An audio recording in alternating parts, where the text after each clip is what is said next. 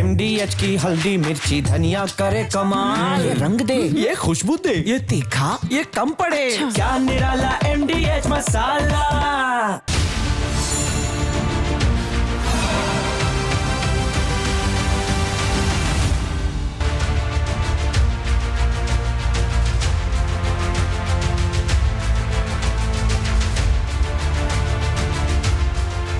नमस्कार, मैं हूं विवेक और आप देखना शुरू कर चुके हैं राष्ट्रहित सर्वोपरि।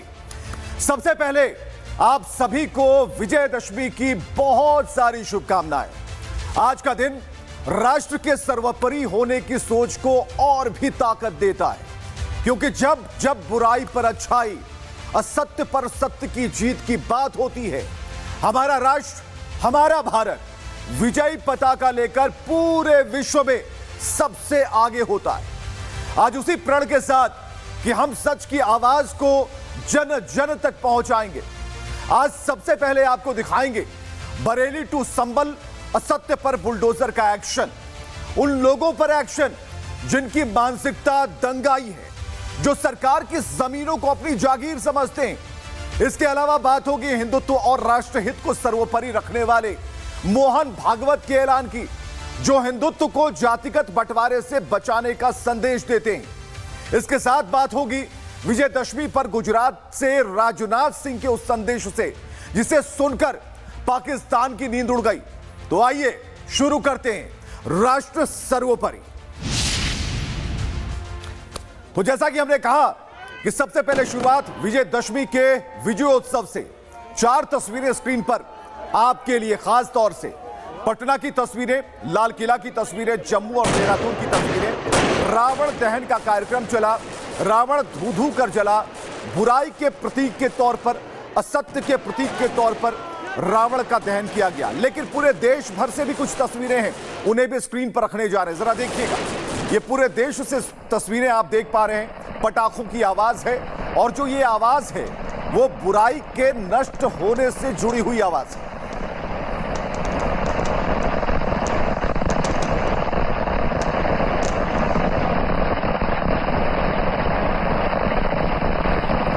ये तस्वीरें बहुत कुछ कहती हैं। हर साल ये तस्वीरें सामने आती हैं, और जरूरी है कि जब भी रावण दहन का कार्यक्रम हो, आप अपने बच्चों के साथ, अपने भविष्य के साथ इन्हें जरूर दिखाएं। उन्हें भी पता चलना चाहिए कि ये प्रतीक है किस तरीके से असत्य को नष्ट किया जा रहा है, सत्य की विजयी हो रही है।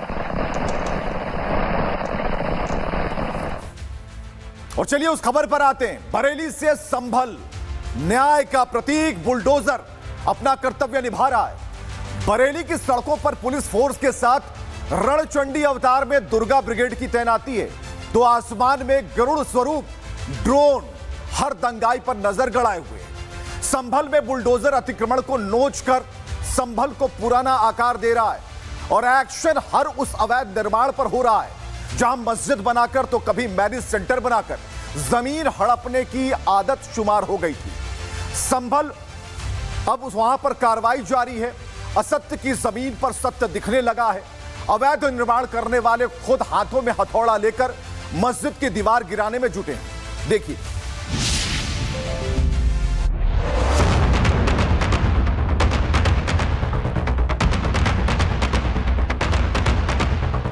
जेसीबी मशीन है और ट्रैक्टर ट्रॉली भी है और सारे लोग भी हैं। आज इसकी दोस्तीगण की कार्रवाई की जाएगी।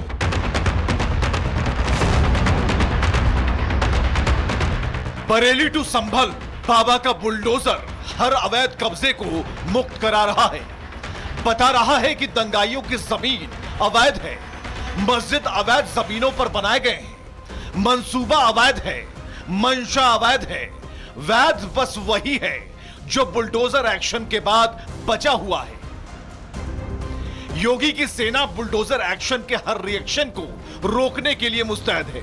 तो शक्ति की आराधना के बीच दुर्गा ब्रिगेड भी सामने आने वाले हर विरोध वाले गेट को ध्वस्त करने को तैयार है। देखिए देखिए किस तरीके से दीवारें ढाई जा रही हैं। संभल की तस्वीर हम आपको दिखा रहे हैं, मैरिज हॉल की, जो अवैध तरीके से बनाया गया है तालाब की जमीन पर, वहां पर एक्शन हो रहा है, इलीगल कंस्ट्रक्शन है। और लगातार ये कहा गया है कि अगर आप किसी तरह से अवैध निर्माण करते हैं तो यह बर्दाश्त नहीं किया जाएगा। लॉ एंड ऑर्डर से किसी तरह का कोई समझौता नहीं किया जाएगा। संभल में जब बुलडोजर ने कमान संभाली तो नक्शा साफ होने लगा कि संभल वो नहीं जो आज तक दिख रहा था, बल्कि संभल वो है जो अब दिख रहा है। संभल में अवैध तालाब पर बनी मस्जिद की इंतजामिया कमेटी ने जिला प्रशासन से मोहलत मांगी और प्रशासन ने भी 4 दिन की मोहलत दे दी। 4 दिनों में मस्जिद की इंतजामिया कमेटी मस्जिद को खुद ध्वस्त करेगी। प्रशासन ने दावा किया है कि मैरिज हॉल और मस्जिद ग्राम समाज और तालाब की जमीन को कब्जा कर बनाया गया था। दूसरी के लिए उन्होंने 4 दिन का समय मांगा, तो हम 4 दिन का समय देंगे और 4 दिन के बाद यदि वो स्वयं ध्वस्त नहीं करते हैं तो फिर प्रशासन के द्वारा जो धारा 67 के अंतर्गत डिसीजन हुआ है उसी के अकॉर्डिंग कार्रवाई की। सच्चाई परत दर परत सामने आ रही है कि कैसे संभल के तालाबों को भरकर अवैध इमारतों का निर्माण कराया गया। बुलडोजर कार्रवाई का डर ऐसा कि अब मुस्लिम समुदाय ने एक्शन शुरू कर दिया है। मस्जिद की एक एक ईंट को निकालने का काम तेज हो गया है। हाथों में हथौड़ा लेकर मस्जिद की दीवारों में से ईंटें निकाली जा रही हैं, क्योंकि अगर बुलडोजर चल गया तो ईंट भी मिट्टी में मिल जाएगी। जहां मैरिज पैलेस था वहां तालाब था, जहां मस्जिद है वो तालाब की जमीन थी और यह एक्शन अचानक से नहीं हुआ। संभल के असबोली थाना अंतर्गत एक तालाब पर अतिक्रमण हुआ था। राय बुजुर्ग गांव में एक तालाब और खाद के गड्ढों के लिए जमीन थी। 20 जून को ही ग्राम सभा की जमीन के तौर पर इसकी पहचान की गई थी। अवैध ढांचे को गिराने के लिए 30 दिन का समय दिया गया था। 30 दिन की समय सीमा के बावजूद निर्माण नहीं गिराया गया। आखिरकार प्रशासन ने मैरिज पैलेस को खुद गिराने का फैसला किया। अवैध निर्माण मदरसे और बारात घर के लिए उपयोग किए जा रहे थे। उधर मस्जिद पर भी एक्शन के लिए 4 दिन की मोहलत दी गई है। एम साहब से भी सबसे बातचीत करेंगे, जो भी वो रखेंगे कार्रवाई होगी उसे मानने के लिए हम तैयार हैं। जो भी एक्शन होगा उसे मानने के लिए हम तैयार हैं, मगर हम कोशिश किए है कि हम बातचीत करेंगे अधिकारियों से। हमने तो ये एक सारी देखी 13-14 साल पहले, तो सब मिलजुल के पैसे इकट्ठा करा और गांव के लिए सुविधा करने के लिए बैठने के लिए ये जगह बना ली थी। इतिहास गवाह है कि नए भारत में जिन भी मौलानाओं ने मुस्लिम युवाओं की आड़ में अपने स्वार्थ के लिए दंगे को हवा दी, उनका अंजाम देखने लायक हुआ। इधर ऑल इंडिया मुस्लिम जमात के राष्ट्रीय अध्यक्ष मौलाना शहाबुद्दीन रजवी बरेलवी ने बरेली की घटना पर अफसोस जाहिर किया। लोगों से अपील की कि कल फिर जुमे की नमाज अदा की जाएगी। सभी नमाज पढ़कर सीधे अपने घरों को वापस हो जाएं। चौक चौराहों पर भीड़ का हिस्सा ना बने। यह संदेश उन युवाओं को है जो दंगाई मौलानाओं के चक्कर में आकर अपनी जिंदगी खराब कर रहे हैं। यह संदेश उन मौलानाओं को है जो नफरत की दुकान चलाते हैं। जुमे की नमाज बहुत एहतमाम के साथ पढ़ें और नमाज पढ़ने के बाद सीधे अपने घर जाएं और या अपने कारोबार में लग जाएं।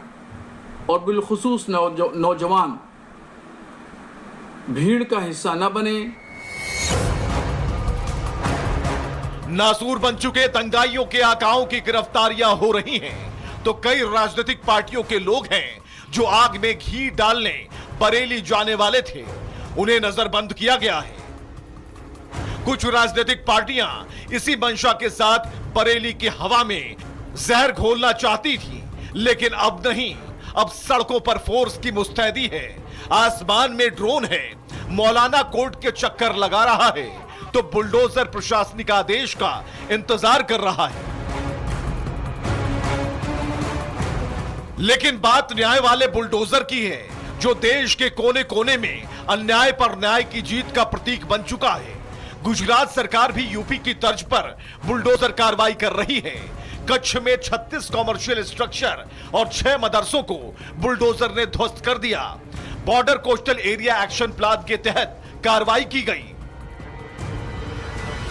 विजयदशमी के दिन अन्याय पर न्याय की जीत, असत्य पर सत्य की विजय गाथा को जीवंत कर रहा है बुलडोजर। जो एक सबक भी है, सलीका भी है और अन्याय पर करारा प्रहार भी है। बुलडोजर प्रतीक है जनहित सरोकारों का, उस मकसद के पूर्ण होने के संकल्प का, जिसका एक ही संदेश है, राष्ट्र सर्वोपरि।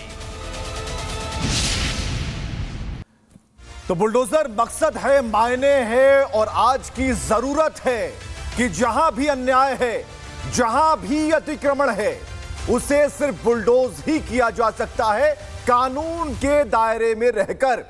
हिंदुत्व और राष्ट्रीयता के मंत्र को जन जन तक पहुंचाकर राष्ट्र को सर्वोपरि करने का उद्देश्य अब कामयाब हो रहा है। आरएसएस 100 सालों का हो गया, वही संघ जिसकी विचारधारा संत समागम से लेकर जन समागम की है, वही सार्थक विचारधारा जो बांटने की सोच को तोड़ देती है और देश को जोड़ती है। सर्व संघ चालक मोहन भागवत ने पूरे भारत ही नहीं बल्कि पूरी दुनिया में फैले हुए भारतवंशियों को संदेश दिया कि हम एक हैं और इसमें जाति के बंटवारे की कोई सोच नहीं है। हमारी विचारधारा राष्ट्र के लिए है, राष्ट्र को समर्पित है, क्योंकि आरएसएस के लिए राष्ट्र ही सर्वोपरि है।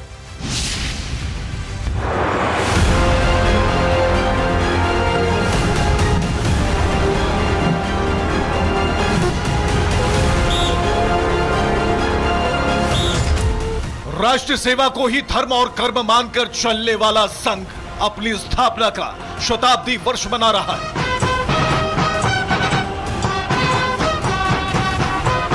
इस मौके पर नागपुर के रेशम बाग में संघ की तरफ से विशेष कार्यक्रम का आयोजन हुआ।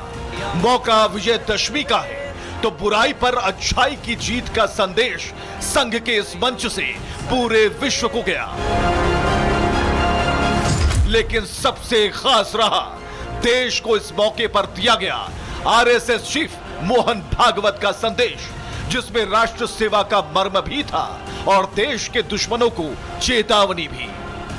विश्व के आवश्यकताओं की पूर्ति करते हुए उनकी समस्याओं का निराश करने का शाश्वत निदान देने वाली एक नई रचना को विश्व आवश्यक मान रहा है, भारत से अपेक्षा कर रहे हैं और नियति शायद यही कार्य हम भारतवासियों से चाहती है। आरएसएस प्रमुख मोहन भागवत ने जहां पहलगाम हमले का जिक्र किया, तो वहीं देश को एक मोती की माला में पिरोने वाला एकता का मंत्र दिया। उन्होंने जहां देशवासियों को विजयदशमी की शुभकामनाएं दी, तो उन्होंने सिखों के पूजनीय और बलिदानी श्री गुरु तेग बहादुर का जिक्र किया और काटने बांटने की राजनीति करने वालों को दो टूक संदेश देते हुए कहा कि समाज को उत्पीड़न, अन्याय और सांप्रदायिक भेदभाव से बचाने के लिए श्री गुरु तेज बहादुर का बलिदान सर्वोच्च था। छोटी बड़ी बातों पर या केवल मन के संदेह पर कानून हाथ में लेकर रास्तों पर निकल आना, गुंडागर्दी, हिंसा करना, यह प्रवृत्ति ठीक नहीं। अथवा किसी समुदाय विशेष को उकसाने के लिए अपना शक्ति प्रदर्शन करना, ऐसी घटनाओं को योजना पूर्वक कराया जाता है। उसके चंगुल में फंसना नहीं चाहिए। सनातन के विजय भेदी उद्घोष को देश के विकास की अहम कड़ी बताते हुए आरएसएस प्रमुख मोहन भागवत ने प्रयागराज में संपन्न महाकुंभ का उल्लेख किया। उन्होंने कहा कि प्रयागराज में संपन्न महाकुंभ सिर्फ आस्था का सैलाब नहीं था, इसे सफल बनाकर भारत ने विश्व के सामने एक प्रतिमान गढ़ा।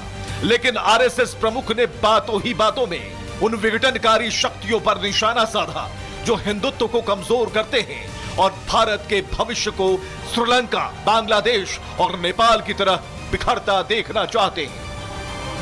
प्रजातांत्रिक मार्गों से भी परिवर्तन आता है, ऐसे हिंसक मार्गों से परिवर्तन नहीं आता है।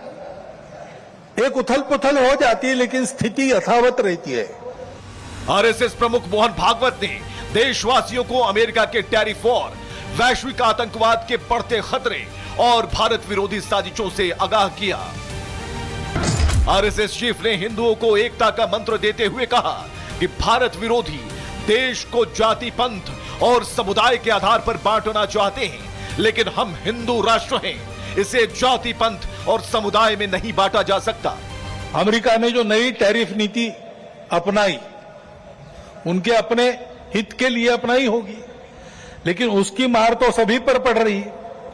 विश्व का जीवन परस्पर निर्भरता से ही चलता है। राष्ट्रों में आपस में सब प्रकार के संबंध होने पड़ते हैं। अकेला राष्ट्र अलगाव में, आइसोलेशन में जी नहीं सकता। बुधवार को प्रधानमंत्री मोदी ने भी संघ के शताब्दी समारोह कार्यक्रम में राजधानी दिल्ली से देशवासियों को ठीक यही मंत्र दिया। प्रधानमंत्री ने संघ की राष्ट्रीय भावना को राष्ट्र शक्ति बताया। संघ के उस मुश्किल दौर का जिक्र किया जिसमें कभी संघ पर प्रतिबंध तो कभी संघ को साजिश का शिकार बनना पड़ा, लेकिन संघ ने राष्ट्र सेवा का रास्ता नहीं छोड़ा। संघ बना है राष्ट्र के प्रति अटूट आस्था से। संघ चला है राष्ट्र के प्रति अगाध सेवा के भाव से। संघ तपा है त्याग और तपस्या की अग्नि में। संघ निखरा है संस्कार और साधना के संगम से। संघ खड़ा है राष्ट्र धर्म को जीवन का परम धर्म मानकर। एक तरफ जहां संघ के शताब्दी समारोह के मौके पर नागपुर से आरएसएस प्रमुख ने देश को राष्ट्र सेवा का मूल मंत्र दिया, तो वहीं राष्ट्र निर्माण में संघ की भागीदारी और योगदान पर बौद्ध धर्म गुरु दलाई लामा ने भी विशेष संदेश दिया।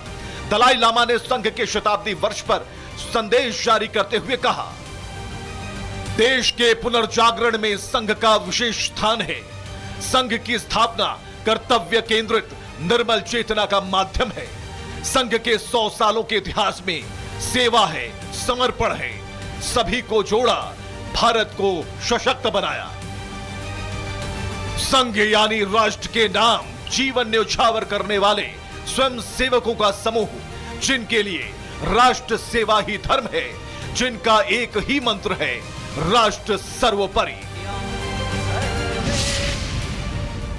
तो एक तरफ मोहन भागवत का एकता का संदेश, तो दूसरी तरफ गुजरात से पाकिस्तान को रक्षा मंत्री राजनाथ सिंह की चेतावनी कि अगर सरक्रीक मसले पर पाकिस्तान ने कुछ भी गलत सोचा तो अंजाम ऐसा होगा जो ऑपरेशन सिंदूर से कहीं ज्यादा और विनाशकारी होगा।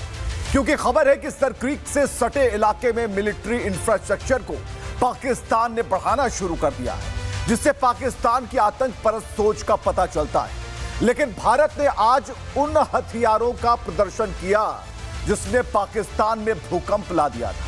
आज उन शस्त्रों की पूजा की गई जो पीओके से ज्यादा कराची का हिसाब लगाने को तैयार है। पाकिस्तान की एक छोटी सी गलती पाकिस्तान के इतिहास और भूगोल कर बदल कर रख देगी।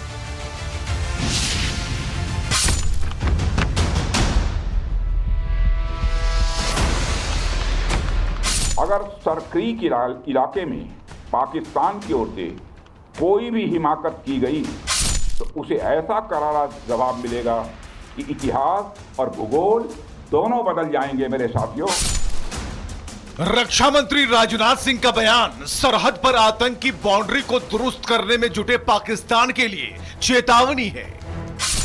उस पाकिस्तान के लिए जिसकी नीयत में खोट होना मुहावरे का नाम है। समझदार के लिए इशारा काफी होता है, लेकिन पाकिस्तान नासमझ बनने की जितनी भी नौटंकी कर ले, पाकिस्तानी आवाम जान चुकी है भारत कहता कम मारता ज्यादा है। रक्षा मंत्री राजनाथ सिंह ने साफ कर दिया कि अगली बार ऐसा जवाब होगा कि पाकिस्तान का इतिहास और भूगोल दोनों बदल जाएंगे, क्योंकि फिर से गुस्ताखी की कोशिशें की जा रही हैं। पाकिस्तानी फौज सरक्रीक से सटे इलाके में मिलिट्री इंफ्रास्ट्रक्चर को बढ़ाना शुरू कर दिया है, जिससे पाकिस्तान की आतंक परस्त सोच की दीवार साफ दिखने लगी है। मौका था विजयदशमी का, शक्ति और शस्त्र की पूजा का कार्यक्रम था। एयर डिफेंस गन L-70 भी डिस्प्ले की गई थी, जिसने ऑपरेशन सिंदूर के दौरान पाकिस्तान के सैकड़ों ड्रोन मार गिराए थे। यह शस्त्रों के प्रदर्शन से ज्यादा भारत की तैयारी का संदेश था। राजनाथ सिंह ने आजादी के 78 सालों के दौरान सरक्रीक इलाके की सीमा को लेकर समाधान का जिक्र भी किया, लेकिन पाकिस्तान की नीयत पर सवाल इसलिए खड़े हो रहे हैं क्योंकि पाकिस्तान समाधान नहीं चाहता। बिल्कुल उसी तरह जैसे लातों के भूत बातों से नहीं मानते। लेकिन भारत का विपक्ष इस मसले को देखने वाला उसका चश्मा भी एक अलग ही नजरिया पेश करता है। चाइना हमारे साथ, पाकिस्तान के साथ मिलकर लड़ाई लड़ रहा है। दुनिया का एक मुल्क हमारे साथ आने को तैयार नहीं। पाकिस्तान के साथ तो बहुत सारे कंट्रीज खड़े हो गए। चाइना खड़ा हो गया, टर्की खड़ा हो गया, अजरबैजान खड़ा हो गया। हमारे साथ कौन खड़ा हुआ?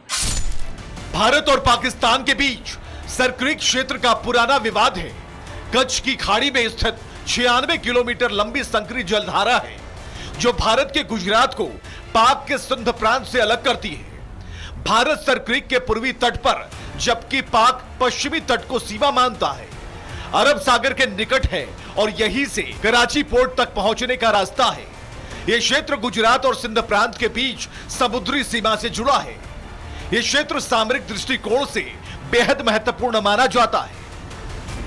रक्षा मंत्री ने ऑपरेशन सिंदूर का जिक्र केवल भारत के पाकिस्तान पर दिखाए गए पराक्रम को लेकर नहीं था, बल्कि यह पूरी दुनिया को दिया गया एक बड़ा संदेश था कि पाकिस्तान ने भारत को भेदने की नापाक कोशिशें कई बार की, लेकिन जवाबी कार्रवाई ऐसी हुई कि पाकिस्तान में बिन मौसम भूकंप के झटके महसूस होने लगे। राजनाथ सिंह का यह संदेश बता रहा है कि भारत अपनी सीमाओं की रक्षा के लिए सक्षम है, तैयार है। लेकिन जो सबसे अहम बात है कि यह विजयी उद्घोष गुजरात के सीमावर्ती शहर भुज के निकट एक सैन्य अड्डे पर सैनिकों के साथ दशहरा मनाते हुए दिया गया, जिसमें कहा गया कि 1965 के युद्ध में भारतीय सेना ने लाहौर तक पहुंचने की क्षमता का प्रदर्शन किया था।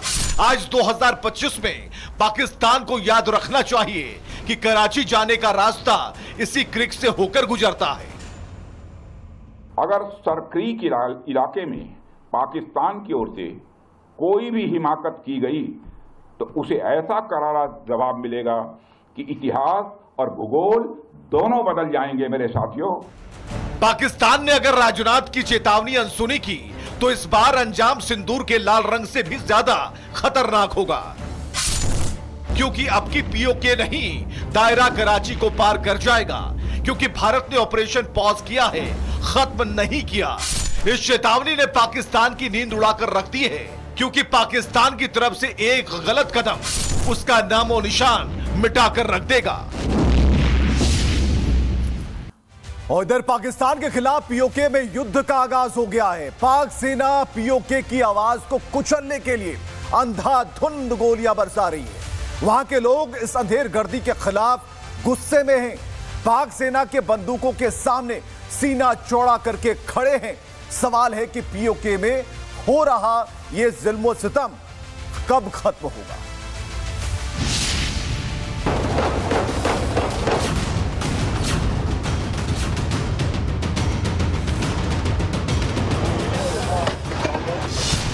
पीओके में नरसंहार, गली गली हाहाकार।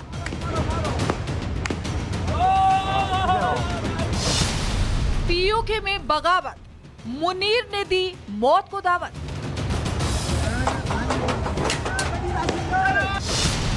बेगुनाहों पर गोलियां बरसा रहा, मुल्ला मुनीर आखिर क्या चाह रहा?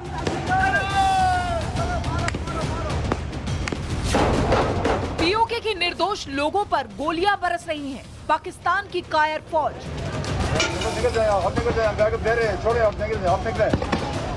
पीओके के बेगुनाह लोगों पर अंधाधुंध गोलियां बरसा रही है। मुल्ला मुनीर की बुज़दिल सेना।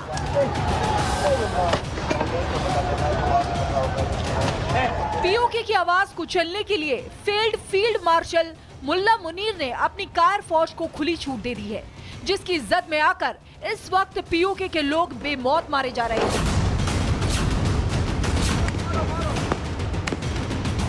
पीओके में हालात इतने बदतर हो चुके हैं कि पिछले 3 दिनों से जारी हिंसा में पाक फौज की गोलियों से अब तक 14 लोगों की मौत हो चुकी है और 100 से ज्यादा लोग घायल हैं।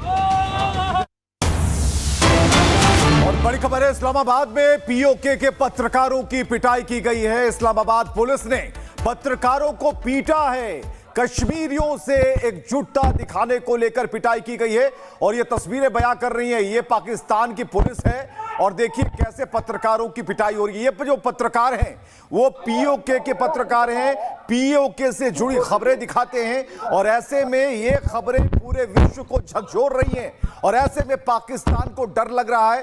पहले सैन्य शक्ति भेजी गई इसे रोकने के लिए, विद्रोह को रोकने के लिए, अब पत्रकारों पर जुल्म और सितम दिखाया जा रहा है। तो ये हाल है पाकिस्तान का, हाथों में भीख का कटोरा, जमीन बेच चुका पाकिस्तान, जमीन की दलाली कर रहा है, डील कर रहा है। तो ऐसा पाकिस्तान वहां की आवाम को भी नहीं चाहिए। लेकिन हमें अपने भारत के बारे में सोचना है और सोच यही कि राष्ट्र सर्वोपरि है। शुक्रिया।